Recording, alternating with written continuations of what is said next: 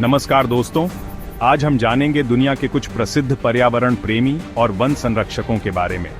ये लोग अपने अद्वितीय कार्यों से न केवल पर्यावरण को बचाने में सफल रहे हैं, बल्कि हमें भी प्रेरित करते हैं। इन महान व्यक्तियों ने अपना जीवन पृथ्वी की रक्षा के लिए समर्पित कर दिया है और उनके प्रयासों से हमें प्रकृति के साथ सामंजस्य बिठाने का एक नया दृष्टिकोण मिला है। आइए इनके असाधारण कार्यों और समर्पण की कहानियों को जानें, जो हमें प्रकृति के प्रति अपने कर्तव्यों का बोध कराती हैं। असम के विशाल ब्रह्मपुत्र नदी के बाढ़ के मैदानों में जहां नदी अपनी धाराओं के साथ नया रास्ता बनाती है, वहां एक असाधारण कहानी जन्म लेती है। यह कहानी है जादव पायेंग की, जिन्हें मोलाई के नाम से भी जाना जाता है। एक ऐसे व्यक्ति जिसने अकेले ही एक बंजर भूमि को हरे भरे जंगल में बदल दिया। 1969 में किशोरावस्था में ही पायेंग ने देखा कि उनके गांव के पास ब्रह्मपुत्र नदी के किनारे एक बड़े इलाके में बाढ़ के कारण भारी तबाही हुई है। पेड़ उखड़ गए थे और वन्य जीव विस्थापित हो गए थे। यह दृश्य उनके हृदय को झकझोर कर रख दिया। पायेंग ने फैसला किया कि वह इस बंजर भूमि को फिर से हरा भरा करेंगे। उन्होंने पेड़ लगाना शुरू कर दिया, एक एक करके, दिन ब दिन। उन्होंने बांस के पौधे लगाए जो तेजी से बढ़ते हैं, और फिर धीरे धीरे अन्य प्रजातियों के पेड़ लगाना शुरू कर दिया। उनके इस काम में कोई उनकी मदद नहीं कर रहा था, लेकिन पायेंग ने हार नहीं मानी। उन्होंने अपना पूरा जीवन इस जंगल को उगाने के लिए समर्पित कर दिया। उन्होंने अपने घर से दूर जंगल में ही एक छोटी सी झोपड़ी बना ली और अपनी सारी ऊर्जा पेड़ों की देखभाल में लगा दी। धीरे धीरे, साल दर साल, पायेंग के प्रयास रंग लाने लगे। बंजर भूमि पर हरियाली लौटने लगी, पेड़ बड़े होने लगे और जंगल घना होता गया। जानवरों ने भी इस नए जंगल को अपना घर बनाना शुरू कर दिया। आज लगभग 40 साल बाद पायेंग का जंगल 1360 एकड़ से भी ज्यादा क्षेत्र में फैला हुआ है। इसे मोलाई फॉरेस्ट के नाम से जाना जाता है, जो पायेंग के प्यार और समर्पण का प्रतीक है। यह जंगल अब बाघ, हाथी, हिरण, बंदर और कई प्रजातियों के पक्षियों का घर है।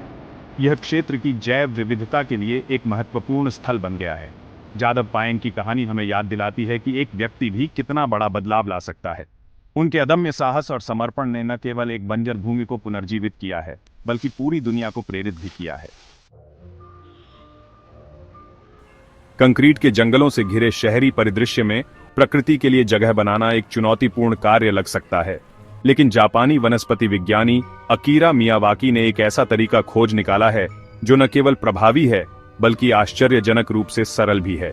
मियावाकी ने मियावाकी विधि नामक एक वनीकरण तकनीक विकसित की है, जो तेजी से बढ़ते हुए घने जंगल बनाने पर केंद्रित है, जो देशी पौधों की प्रजातियों का उपयोग करके प्राकृतिक जंगलों की नकल करते हैं। यह विधि इस सिद्धांत पर आधारित है कि किसी भी क्षेत्र की मूल वनस्पति में सबसे तेजी से बढ़ने और सबसे अधिक अनुकूलित होने की क्षमता होती है। मियावाकी ने देखा कि मंदिरों और कब्रिस्तानों के आसपास के जंगल, जो सदियों से अछूते थे, में अविश्वसनीय जैव विविधता और स्वास्थ्य था। मियावाकी विधि में पहले उस क्षेत्र की मिट्टी और जलवायु के अनुकूल देशी पौधों की प्रजातियों की पहचान की जाती है। फिर विभिन्न परतों वाले पौधे, जैसे कि पेड़, झाड़ियां और जमीन पर फैलने वाले पौधे, को एक साथ घनी तरह से लगाया जाता है, जो एक प्राकृतिक जंगल की संरचना की नकल करता है। पौधों को एक दूसरे से बहुत पास लगाया जाता है, जो सूर्य के प्रकाश के लिए प्रतिस्पर्धा पैदा करता है और तेजी से ऊर्ध्वाधर विकास को बढ़ावा देता है।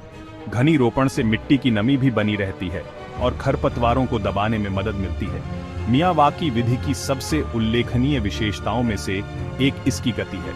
पारंपरिक वनीकरण विधियों की तुलना में, जो एक जंगल को परिपक्व होने में दशकों लग सकते हैं, मियावाकी विधि से कुछ ही वर्षों में घने जंगल बनाए जा सकते हैं। इसके अलावा ये जंगल पारंपरिक रूप से लगाए गए जंगलों की तुलना में अधिक जैव विविधतापूर्ण और अधिक लचीला होते हैं। वे कार्बन सिंक के रूप में भी कार्य करते हैं, जो वायुमंडल से कार्बन डाइऑक्साइड को अवशोषित करते हैं और जलवायु परिवर्तन को कम करने में मदद करते हैं।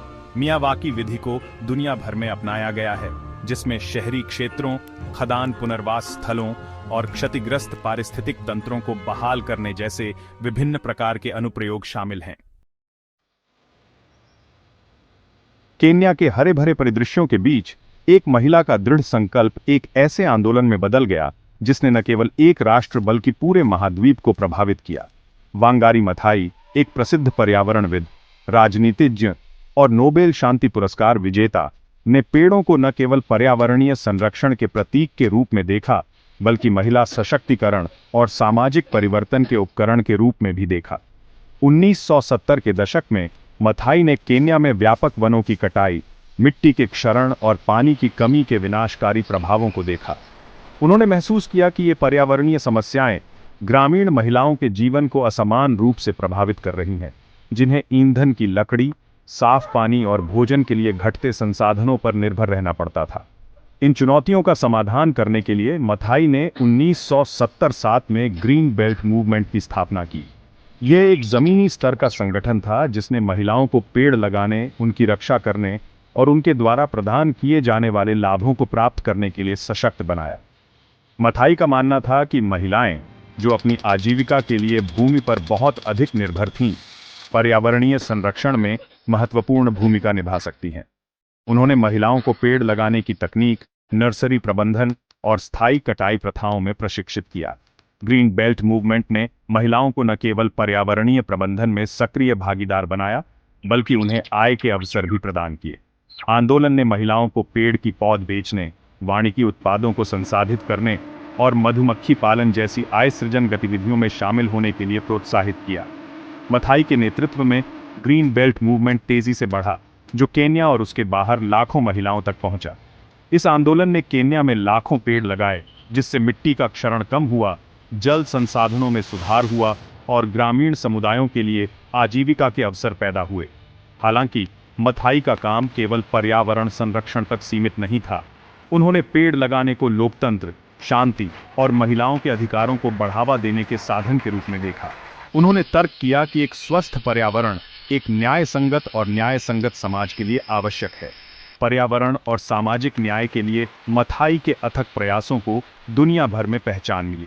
2004 में उन्हें स्थायी विकास, लोकतंत्र और शांति के लिए नींव रखने में उनके योगदान के लिए नोबेल शांति पुरस्कार से सम्मानित किया गया। दुनिया के शुष्क और अर्ध शुष्क क्षेत्रों में, जहां पानी की कमी और मरुस्थलीकरण जीवन के ताने बाने को खतरा पैदा करते हैं, वहां एक ऑस्ट्रेलियाई कृषि वैज्ञानिक टोनी रिनाउडो ने आशा की एक किरण जगाई है। किसान प्रबंधित प्राकृतिक पुनर्जनन (FMNR) के जनक के रूप में जाने जाने वाले रिनाउडो ने एक सरल लेकिन गहन तकनीक विकसित की है, जिसने अफ्रीका और दुनिया भर के अन्य भागों में लाखों हेक्टेयर बंजर भूमि को पुनर्जीवित किया है। रिनाउडो का FMNR के साथ काम 1980 के दशक में पश्चिम अफ्रीका के साहेल क्षेत्र में शुरू हुआ, जो एक ऐसा क्षेत्र है जो गंभीर सूखे, मरुस्थलीकरण और व्यापक गरीबी से जूझ रहा है। उन्होंने देखा कि पारंपरिक वृक्षारोपण के प्रयास, जबकि नेक इरादे से, अक्सर कठोर जलवायु परिस्थितियों में जीवित रहने के लिए संघर्ष करते हैं और स्थानीय समुदायों के साथ प्रतिध्वनित नहीं होते हैं। अपने शोध के माध्यम से रिनाउडो ने महसूस किया कि भूमिगत मिट्टी की सतह के नीचे विशाल भूमिगत वन छिपे हुए हैं।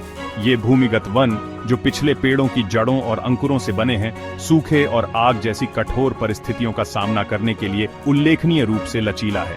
FMNR में इन भूमिगत जंगलों की शक्ति का उपयोग करना शामिल है। किसानों को उन वांछनीय पेड़ प्रजातियों के अंकुरों की पहचान करने और उनका चयन करने के लिए प्रशिक्षित किया जाता है, जो पहले से ही उनकी भूमि पर उग रहे हैं। फिर इन अंकुरों को ध्यान से काट दिया जाता है और उनकी रक्षा की जाती है, जबकि अवांछित वनस्पति को हटा दिया जाता है। यह सरल तकनीक कई लाभ प्रदान करती है। सबसे पहले, यह कम लागत वाला है और किसानों को बाहरी इनपुट पर निर्भर किए बिना अपने संसाधनों का उपयोग करने की अनुमति देता है। दूसरा, यह उन पेड़ प्रजातियों का पक्षधर है जो स्थानीय वातावरण के अनुकूल हैं और सूखे और अन्य कठोर परिस्थितियों के प्रतिरोधी हैं। तीसरा, यह किसानों को पुनर्जनन प्रक्रिया में सशक्त बनाता है, जिससे उनके अपने समुदायों के भीतर स्वामित्व और स्थिरता की भावना को बढ़ावा मिलता है। FMNR का प्रभाव उल्लेखनीय रहा है। अफ्रीका में इस तकनीक ने लाखों हेक्टेयर बंजर भूमि को पुनर्जीवित करने में मदद की है, जिससे मिट्टी की उर्वरता में सुधार हुआ है, जल संसाधनों में वृद्धि हुई है और खाद्य सुरक्षा में वृद्धि हुई है। इसके अतिरिक्त FMNR ने जैव विविधता को बहाल करने, कार्बन पृथक्करण को बढ़ाने और ग्रामीण समुदायों के लिए आजीविका के अवसर पैदा करने में महत्वपूर्ण भूमिका निभाई है। रिनाउडो का काम प्रकृति की शक्ति और मानव सरलता के बीच सामंजस्य स्थापित करने के महत्व का प्रमाण है। FMNR के माध्यम से वह प्रदर्शित करता है कि किसान जो अक्सर पर्यावरणीय गिरावट के शिकार के रूप में देखे जाते हैं, वास्तव में हमारे ग्रह के सबसे प्रभावी प्रबंधक बन सकते हैं। तो दोस्तों, ये थे दुनिया के कुछ महान पर्यावरण प्रेमी और वन संरक्षक। इनकी कहानियां हमें सिखाती हैं कि एक व्यक्ति भी बड़े बदलाव ला सकता है। हमें भी इनके जैसे प्रेरित होकर पर्यावरण की रक्षा के लिए कदम उठाने चाहिए। चाहे वह एक पेड़ लगाना हो, पानी बचाना हो या प्लास्टिक का उपयोग कम करना हो, हर छोटा कदम मायने रखता है। याद रखें, पृथ्वी हमारा घर है और इसकी रक्षा करना हमारी जिम्मेदारी है। आइए हम सब मिलकर एक स्वस्थ और स्थायी भविष्य का निर्माण करें, जहां प्रकृति और मानवता एक साथ सामंजस्य से रह सकें। धन्यवाद।